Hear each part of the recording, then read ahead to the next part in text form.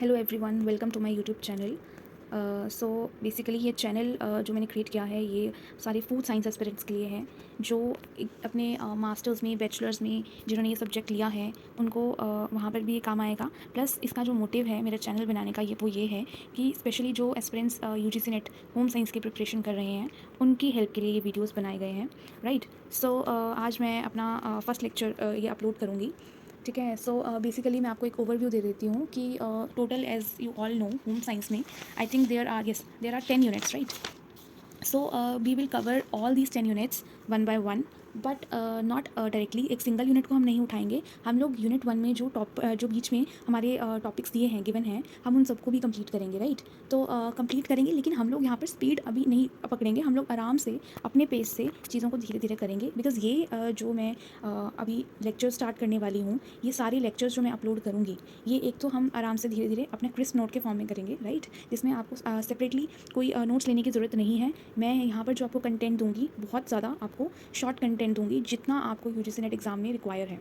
ठीक है, आप उससे ज़्यादा मत पढ़ना। हाँ, थोड़ा बहुत आप ऊपर नीचे कर सकते हैं अगर आपके पास कोई गाइड, अगर आपके पास कोई एक्स्ट्रा सपोर्टिंग मटेरियल है तो yes you can refer that to, okay. But मैं प्रेफर करूँगी शॉर्ट नोट्स बनाना, क्योंकि कॉम्पिटिटिव एग्जाम्स बिल्कुल डिटेल नोट से नहीं होते हैं। ठीक है, डिटेलिंग में जाओगे बिल्कुल ज़्यादा आपके लिए दिक्कत हो जाएगी। ठीक है, तो इसलिए मैं आपको एक यही चीज़ बताऊँगी कि जो मैं नोट्स आपको दे रही हूँ कोशिश करना इन नोट्स को पढ़ना। ठीक है, और ये नोट्स जो हैं ये क्रिस्प नोट्स होंगे, डायरेक्टली आपको ये PDF फॉर्म में मैं दे दूँगी।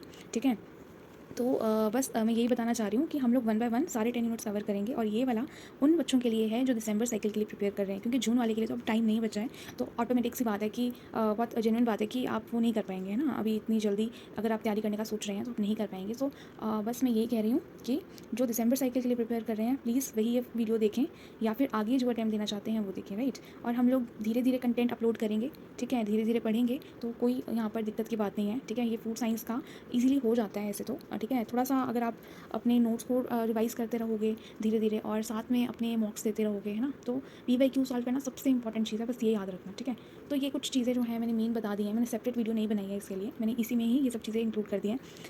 तो ठीक है, अब हम अपना लेक्चर की तरफ बढ़ते हैं।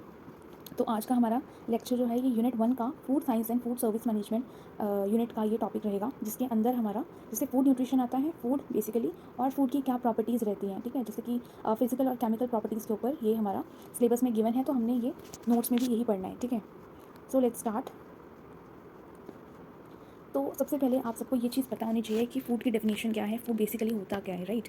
सो फूड कोई भी सॉलिड लिक्विड, कोई भी ऐसा मटेरियल है, कोई भी ऐसा कंटेंट है जो कि इजीली आप कंज्यूम कर सकते हो, सेफली कंज्यूम कर सकते हो, इजीली डाइजेस्टेड है, और साथ में सबसे इंपॉर्टेंट आपको एसेंशियल न्यूट्रिएंट्स प्रोवाइड करता है, राइट। एसेंशियल न्यूट्रिएंट्स होते हैं हमारे जो वाइटामिन मिनरल्स, जो भी हमारा पोटाशियम, सोडियम, ये सब चीज़ें ये हम अलग सेपरेट वीडियो में पढ़ेंगे, बट अभी आपको एक ओवरव्यू दे रही हूँ। ठीक है, तो ये न्यूट्रिएंट्स हैं जो कि हमारी बॉडी के फंक्शनिंग में हेल्प करते हैं, हमारी बॉडी की जो नेसेसिटीज़ हैं, बेसिक नेसेसिटीज़ हैं, उसमें भी हमें हेल्प करता है, राइट। तो जैसे कि फूड हमें क्या प्रोवाइड करता है, आप सबको पता है, बचपन से पढ़ते आ रहे हैं, एनर्जी, राइट। सो ये बॉडीली फंक्शंस को फ्यूल अप करता है, फिजिकल एक्टिविटीज़ एनकरेज करता है, हमारी ग्रोथ एंड रिपेयर में हेल्प करता है, हमारे टिश्यूज़ बिल्डअप करता है, हमारे ऑर्गन फंक्शंस में ये हेल्प करता है फूड, ओके। प्रोटेक्शन किससे, हमें किस चीज़ से बचना है, डिजीज़ से, इन्फेक्शन से। ठीक है, तो ये चीज़ें जो हैं ये फूड का एक फंक्शन है, फूड जो हमें प्रोवाइड करता है। ठीक है, एक basic necessity. Then is regulation, हमारे मेटाबॉलिक और हमारा जो फिजियोलॉजिकल प्रोसेसेस रहते हैं उसे भी ये रेगुलेट करता है, राइट। फिर आता है अब फूड साइंस क्या है। बेसिकली आपको ये चीज़ पता होनी चाहिए, क्योंकि आप ये एक यूनिट पढ़ रहे हैं, बेसिकली पूरी फूड की यूनिट रहने वाली है। इवन सेकंड यूनिट जो सेकंड है वो भी आपकी न्यूट्रिशन एंड डायटेटिक्स से रिलेटेड है, राइट। सो इसमें भी फूड का न्यूट्रिशन का पार्ट है, और जो यूनिट 1 है ये भी फूड का पार्ट है, ओके। सो इसमें सबसे पहले फूड साइंस क्या है। फूड साइंस एक इंटरडिसिप्लिनरी फील्ड है जहाँ पर हमारी केमिस्ट्री, फिजिक्स, हमारी फिजियोलॉजी, हमारी माइक्रोबायोलॉजी, हमारी बायोकेमिस्ट्री जो है ये इकट्ठे आके हम लोग कैसे फूड को प्रोड्यूस करते हैं, इसकी हेल्प से इसको अंडरस्टैंड करके कैसे हम प्रिजर्व करते हैं फूड को। ठीक है, ये बहुत इंपॉर्टेंट है, बिकॉज प्रिजर्वेशन जो है फूड साइंस का सबसे मेन इंपॉर्टेंट स्टेप है, एक मेन कंपोनेंट है। ठीक है, without preservation you can not do this, okay. So सबसे पहले जो हमारी प्रिजर्वेशन टेक्निक्स आती हैं बहुत सारी होती हैं, जैसे कि बेसिक अभी मैं आपको बता देती हूँ फॉर जर्नल ओवरव्यू, कि सॉल्टिंग है, ड्राइंग है। ठीक है, जैसे आप सिरपिंग करते हो, आपने कुछ जैसे कुछ शुगरी फूड बनाया है, ठीक है, कैंड फूड्स में भी हम लोग सिरप्स यूज़ करते हैं। ठीक है, तो वहाँ पे ये चीज़ आती है। ठीक है, तो इसके बाद अब हम आगे आते हैं फिजिकल प्रॉपर्टीज़ ऑफ फूड पे।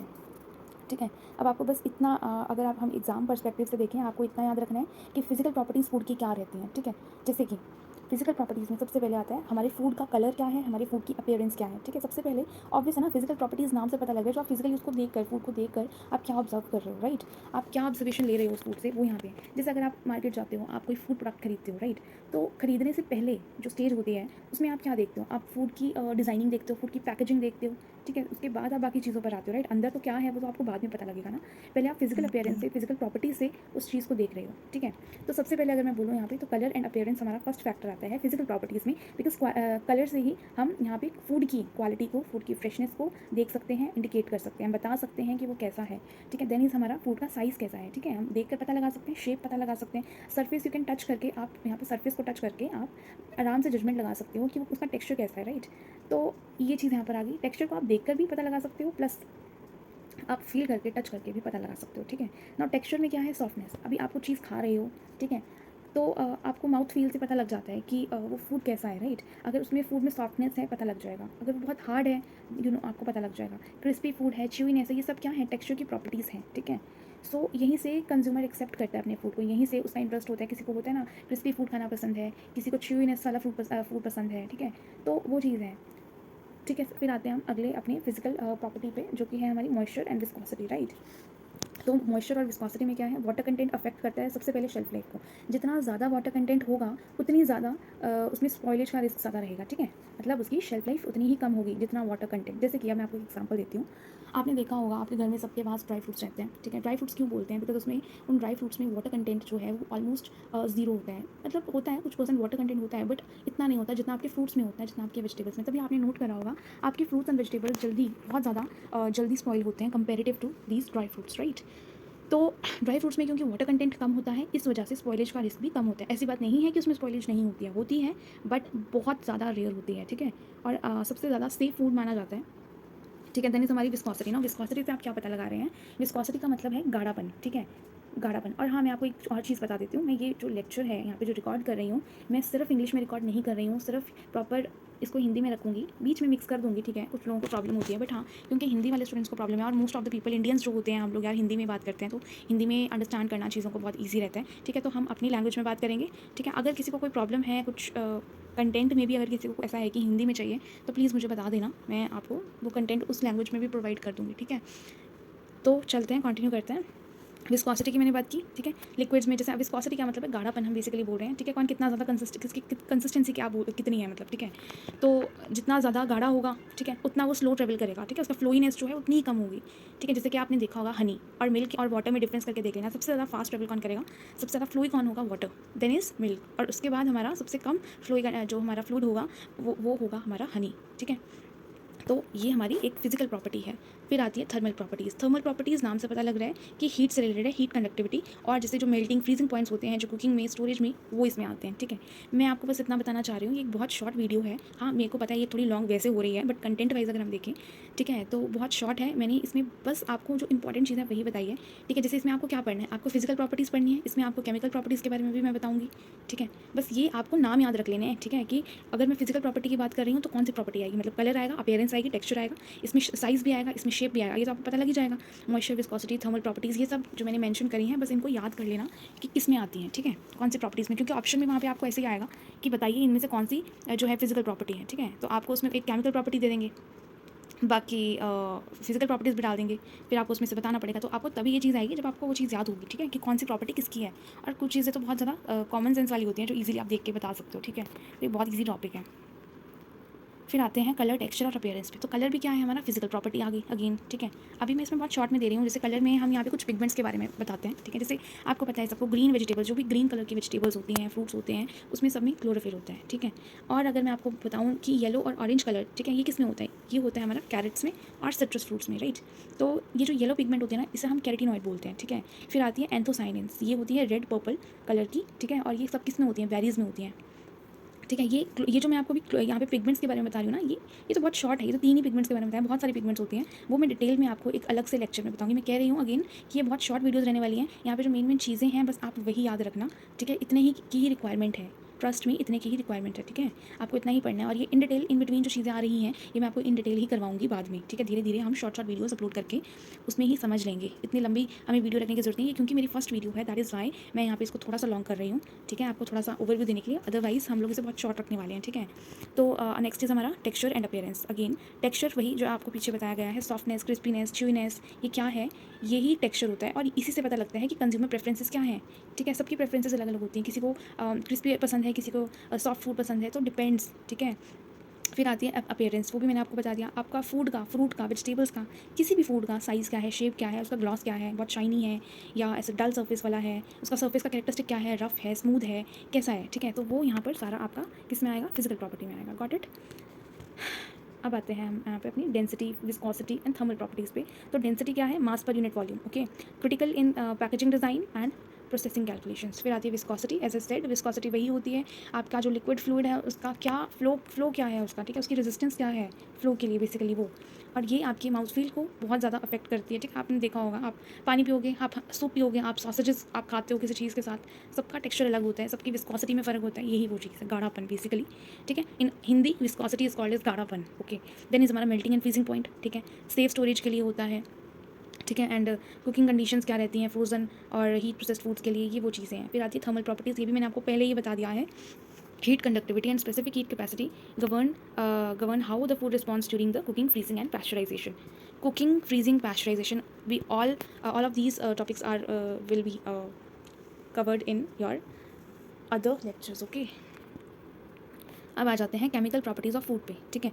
तो केमिकल प्रॉपर्टीज़ जो आती हैं हमारी, ये इसमें क्या होता है कि केमिकल प्रॉपर्टीज़ डिस्क्राइब करती हैं कि कैसे जो फूड कंपोनेंट्स हैं वो रिएक्ट करते हैं और इंटरैक्ट करते हैं, ठीक है, और कैसे इन्फ्लुएंस होते हैं flavour, safety, shelf life, nutritive value. Understanding them is essential for food preservation and processing, ठीक है।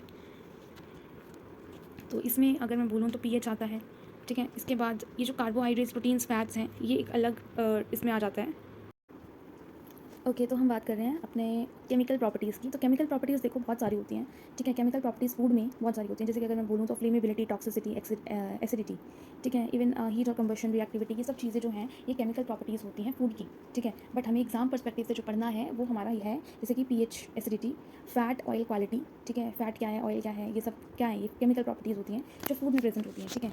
फूड का पीएच कैसा है, फूड में कितना फैट है, कितना ऑयल कंटेंट है, कितना उसमें प्रोटीन है, तो हम करते हैं ना प्रोटीन एनालिसिस करते हैं, फैट कंटेंट निकालते हैं फूड का। क्यों निकालते हैं, वो बेसिकली टेस्ट करने के लिए, क्या हम केमिकल प्रॉपर्टीज़ देख रहे हैं फूड की, ठीक है। तो यहाँ पे ये चीज़ें हमें चाहिए। अब जैसे अगर मैं बोलूँ आपको पीएच, एसिडिटी, अल्कलाइन की बात करते हैं, तो लो पीएच रेजिस्ट करता है प्रोटीन स्पॉइलेज को, ठीक है। लाइक इजी लैंग्वेज में अगर मैं आपको बताऊँ तो जितना ज़्यादा अगर हम यहाँ पे हमारा फूड, जैसे हमारा फूड है, हम यहाँ पे कैन फूड्स की अगर मैं बात करूँ तो हम लोग रखते हैं ना कि हम लोग अपने कैन फूड्स का जो हमारा पीएच रहता है वो 4.6 या उससे कम रहता है, ठीक है। उससे क्या होता है कि हमारे जो यहाँ माइक्रो ऑर्गेनिजम्स होते हैं उसको प्रिवेंट करने के लिए, ताकि स्पॉइलेज ना हो, हमारा कैन फूड प्रोडक्ट जो है वो ख़राब ना हो। और स्पेशली एक ऐसा माइक्रो ऑर्गेनिज्म होता है, ठीक है, जिसके लिए हम यहाँ पे ये प्रिवेंशन करते हैं कि वो ऑर्गेनिज्म स्पेशली यहाँ पे ग्रो नहीं करना चाहिए, जिसका नाम है क्लॉस्ट्रीडियम बॉटुलिनम, ठीक है। तो यहाँ सॉरी, यहाँ पे मेरी प्रेजेंटेशन में मैं लिख रही थी और I am so sorry for this, ठीक है। तो क्लॉस्ट्रीडियम बॉटुलिनम की मैं बात कर रही हूँ। तो अगर मैं बोल रही हूँ क्लॉस्ट्रीडियम बॉटुलिनम, इसकी स्पेलिंग होगी, मैं आपको बता देती हूँ लिखकर,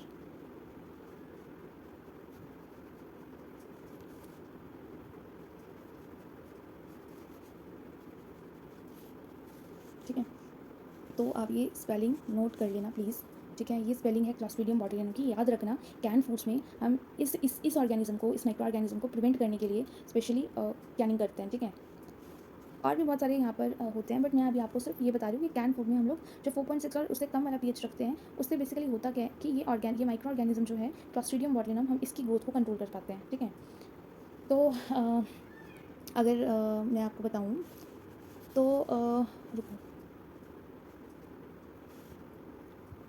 हाँ। तो अभी जैसे मैंने आपको बताया पीएच हो गया, अब हमारा आता है कार्बोहाइड्रेट्स, ठीक है। तो carbohydrates, yes, it is also chemical property of food. Then is हमारा प्रोटीन, ठीक है। प्रोटीन में हमारा यहाँ पे ग्रोथ एसेंशियल्स हैं। क्या होता है कि हमारा जो प्रोटीन है वो डीनेचर हो जाता है अगर हम उसको हाई हीट पे रखते हैं, ठीक है।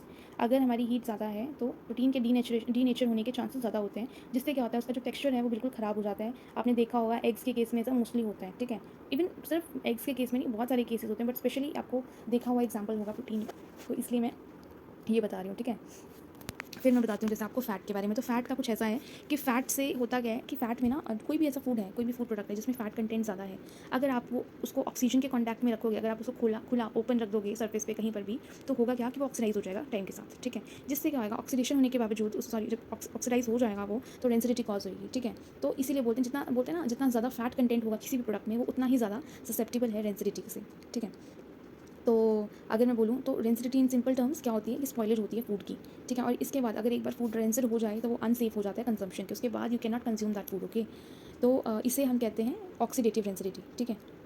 तो इसमें क्या होता है बेसिकली, अगर मैं इजी लैंग्वेज में बताऊँ कि ऑक्सीजन मॉलिक्यूल जो होते हैं ना, वो ऑयल स्ट्रक्चर के साथ यहाँ पे इंटरैक्ट कर जाते हैं, ठीक है? तो उसका जो नेचुरल स्ट्रक्चर होता है ऑयल का, उसको डैमेज कर देते हैं, जिससे ऑफ फ्लेवर आता है, टेस्ट अच्छा नहीं आता है, ठीक है? और सेफ्टी कंसर्न से भी कंजम्पशन के लिए वो सेफ़ नहीं है, ठीक है? सो यू प्रेफर करना कि ऐसी चीज़ें जो आपने फैट कंटेंट वाली, हाई फैट कंटेंट वाली अगर कभी बाहर रख दी हैं ऑक्सीजन के कॉन्टैक्ट में, उसको कवर नहीं करा है प्रॉपर्ली, तो उसको कोशिश करना अवॉइड करना, खाना मत, ठीक है?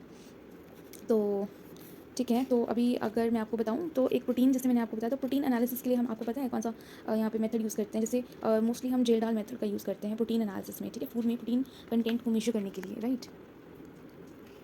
अब जैसे मैं आपको बताती हूँ ब्राउनिंग, एंजाइम्स एंड ऑक्सीडेशन, ये भी एक केमिकल प्रॉपर्टी है फूड की, ठीक है? एंजाइमेटिक ब्राउनिंग में क्या होती है आपको पता होगा, जब भी आप कुछ फ्रूट्स कट करते हो, आपने देखा होगा, जैसे कि स्पेशली किस केस में होता है ये, एप्पल्स के केस में, बनानास के केस में ज़्यादा होता है। आपने उसको कट करा और आपने कुछ टाइम के बाद देखा, तो उसका जो कलर है आप नोट करोगे कि वो कलर जो है वो आपको अलग दिखेगा, ठीक है? होता है आपके साथ ऐसा, आपने नोट करा, होता है आपके साथ ऐसा, आपने नोट करा होगा। अगर किसी ने नहीं करा करके देखे, एक बार करके चेक करके देखना। ओके, सो एंजाइमेटिक ब्राउनिंग जो है ये हमारा एक केमिकल प्रॉपर्टी आ जाती है, ठीक है? तो ये मोस्टली फ्रूट्स में अकर होती है, ठीक है? जब भी एंजाइम्स रिएक्ट करते हैं, जो फ्रूट्स में हमारे एंजाइम्स प्रेजेंट होते हैं, जब वो ऑक्सीजन के कॉन्टैक्ट में आते हैं, जब जैसे आप फ्रूट कट करोगे, आपका फ्रूट एक्सपोज होगा ऑक्सीजन में, वो उसके कॉन्टैक्ट में आएगा ऑक्सीजन मॉलिक्यूल्स के, और उसके बाद यहाँ पे हमारी एंजाइमेटिक ब्राउनिंग हो जाती है, ठीक है? जहाँ पे हमारे वो एंजाइम्स रिएक्ट कर जाते हैं ऑक्सीजन से, और वहाँ पे उसका जो कलर है वो यहाँ पे ब्राउन कलर, आपको ब्राउन और ब्लैक कलर शो होता है, ठीक है? सेकेंड आता है हमारे यहाँ पे नॉन एंजाइमेटिक ब्राउनिंग। तो ये क्या होता है, इसको हम मिलाड रिएक्शन भी बोल देते हैं, है ना? तो इसमें क्या होता है कि यहाँ पर जो मिलाड रिएक्शन होता है बेसिकली, ये मोस्टली ड्यूरिंग द बेकिंग और फ्राइंग प्रोसेसेस के टाइम पे होता है, जिससे कि हमारा फ्लेवर और कलर आता है, ठीक है? जो इसमें ये कलर आता है, ठीक है? तो जैसे क्या होता है कि फूड, ठीक है?